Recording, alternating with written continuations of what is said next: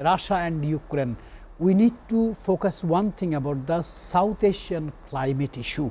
I have a news that intense monsoon rains and flooding across India, Pakistan, Bangladesh and Nepal have already killed more than 120 people and displaced thousands. Region grapples with climate resilience challenges. My question to Mr. Kaji is, devastating floods across South Asia highlight climate vulnerability. Is regional cooperation like SAARC or BIMSTEC adequate to handle transitional climate threats? Yep. This is a issue for a long time. I become very emotional because one of my uncles, Barrister Harun Rashid, was of course an ambassador, and he used to go to international meetings in regional, during those times SAARC meetings and others, to talk about these issues. But look at the inadequacy right now of the lack of effective regional mechanisms, as you mentioned, SAARC and BIMSTEC. Now, if you talk about BIMSTEC, it's more, Ramzul Bhai, is more economic, transport, trade related. Trade and military issues. So they wouldn't come here. Okay, right. Fine. But SAARC is frozen, is inactive, and we don't know, I mean, when it's going to be back. Why SAARC is inactive? You know, I know, Yes, sir knows. I almost didn't want to say. Why are you hesitating, sir? Okay, so let's wait for 6 months. Let's see a new government. If a certain government takes over, maybe SAARC is going to be alive again, from Bangladesh side at least. But then, we are not the only one, although we initiated it historically, you know how it came about. Now, coming back to what I was discussing. So, this is the time to reflect that climate change doesn't respect borders. What happens in one country, and there are interdependencies, as you know. So, in this case, we don't only need the regular cooperation, but courageous cooperation, I would say. Why courage? Look at now how India, Bangladesh is going through that relationship crisis. But their politicians, our politicians, aren't we working for people?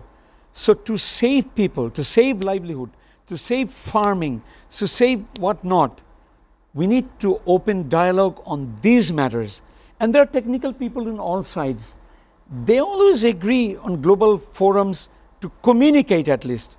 Even the politicians don't want to communicate, but they should and they should come together. That's my point. But the challenge is that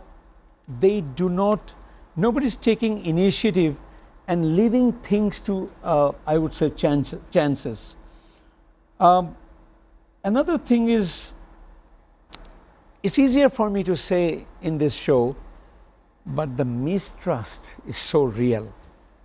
So mistrust in political arena becomes misery for the citizens of these countries, and this needs to be discussed more and more so that we make SAARC active, or for that matter, the climate action campaigns come together to solve. Even if political agreements are hard to come by, why not technical people come together to solve this? But people are frequently asking one question: how many wars are going on? We know what is going on: Russia, Ukraine, Israel, Iran, Israel, Gaza, India, Pakistan. But according to our research, we find there are different kind of wars is going on. Wars in the battlefield, wars in the cyber world, wars in the trade and tariffs, and wars in the digital, I mean media world. Let us talk about the tariffs war. Yes. You know, the US and EU finalized a significant trade deal. Most EU exports to the US will face a 15% tariff instead of a previously threatened 30%. The impact includes commitments from the EU to buy US energy, invest heavily, and lift tariffs on American goods. European leaders expressed mixed reactions. My question to Mr. Kaji is, the US-EU trade deal eases tariff threats, but includes major European concessions. Is this a sign of US economic dominance or a strategic compromise with the allies? Of course. Now, this has been every time Republicans come to power, or there is a possibility, the Europe straightens up and gets ready to face Trump's music, if you may say that. And this time it was of the highest kind, and we all heard how much pressure Europe felt. But the things are getting better for Europe in the sense they are willing to now look at the figures, because US has pretty good logic. I mean, we may laugh at Trump sometimes or might say, but the national interest, the US interest, they do have to look at it. For example, Europe has very strong regulations. Now, if companies like Google or Facebook and others, they sometimes get hefty fines, you would remember, Yes. billions of dollars. So, of course, in that context, when Donald Trump comes up with this tariff as a negotiating tool, just as he's doing for Bangladesh, as Mr. Shamsul talked about it, I see that Europe is coming to recognize that they have to respond. But at the same time, it's also taking responsibility of the world economic order together. So America's pressure need not be seen as a pressure, but rather shared responsibility, so that Europe, or in this case EU as a bloc, okay, only you prosper among your countries, that's not enough. You have to be logical with the US tariff structure too. So this has become also very important for Europe to come to terms with US, because China is rising fast. Well, if Europe and US fight, of course, from their point of view, whose benefit? China's benefit. And the price volatility that we are experiencing because of Ukraine and Russia war, and all these push both the EU and America to agree. So America doesn't want to do too much. You'll observe that. They would like to say, okay, let's talk. And Europe also doesn't want to show arrogance. They want to also agree. And this serves, I would say, both parties. What we are watching... Do you want to call tariff is a trump card? Trump card. That has been so many times the use. His name is Trump. He often has trumps and uses it for the rest of the world. Sir, let us talk about the global governance and the role of United Nations. I will first draw the attention of Mr. Kaji.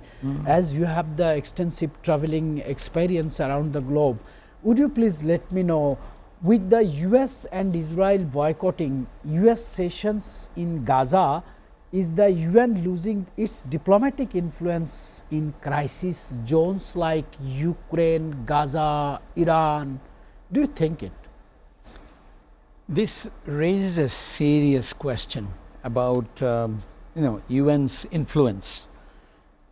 Look at, for many years now, countries are unilaterally taking actions without any regard to our UN, our human rights, or for that matter going beyond to Geneva Conventions. So violations are everywhere. Now, this saddens me and rest of the world, because despite all its limitation, UN is the only forum where all countries are represented, all nations are represented. And especially if nobody is going to take action, at least one forum is there to raise the voice in conflict zones, and including, of course, what's happening in Gaza. But what's happening? What do you actually see? You see that this is blocked. UN's effort are also blocked by geopolitical rivalries, veto powers, and even divergent national interests. So that's the sorry state of affairs. Now, even UN is made weak by sometimes even when every time Donald Trump comes to power, one wing of the UN would say World Health Organization budget is reduced, or so many other things are done. So why I'm saying this is creating a very negative example. So imagine day by day, month by month, if UN is becoming less effective, only a sound bite. The Secretary General, people will lose hope.